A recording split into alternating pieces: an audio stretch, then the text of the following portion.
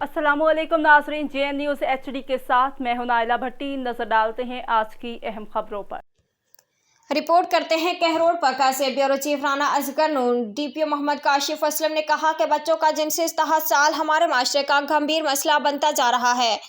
हमारे माशरे बच्चों पर ज़हनी, जिस्मानी, जिनसी तशद्दुद का खात्मा हम सब की मुश्तरका जिम्मेदारी है। बच्चों को गुड टच और बैड टच के बारे में मुकम्मल आगाही होनी चाहिए। DPO मोहम्मद काशिफ असलम ने कहा कि जब हमने आंख खोली थी तब चीज़ें मुख्तलिफ होती थी। हमारा दौर इंफॉर्मेशन टेक्नोलॉजी का नहीं था।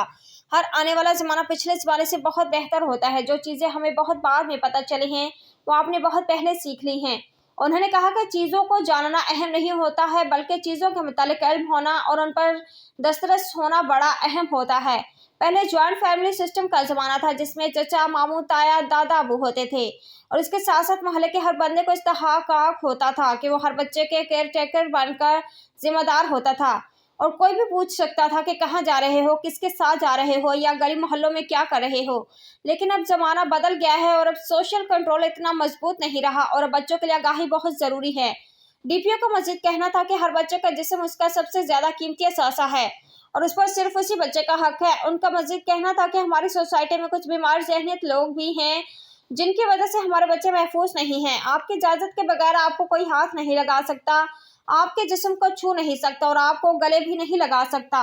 उन्होंने बच्चों को हिदायत की कि अगर आपसे बड़ी उम्र का कोई भी बंदा आपसे दोस्ती करने की कोशिश करे तो ऐसे शख्स के करीब ना जाएं। अगर कोई शख्स आपकी तरफ बुरी नज़र देखता है तो आपको पता होना चाहिए कि आपने अपनी हिफाजत कैसे करनी है और अगर आपको कोई किसी भी तरह से हरासा करने की कोशिश करे तो अपने वालिदैन और साथी को बताएं और अगर आप समझते हैं कि कोई आपकी बात नहीं सुन रहा तो आप 15 पर पुलिस को इतला करें। पुलिस हर तरह से आपका तहफ़्फ़ुज़ करेगी। DPO ने मजीद कहा कि मैं लोधरा के हर बच्चे की हिफाजत का जिम्मेदार हूँ और जली पुलिस, समाजी तंजीमों, स्टेक होल्डर्स और मीडिया के साथ मिलकर बच्चों की हिफाजत के लिए आगाही मुहिम जारी रखेंगे।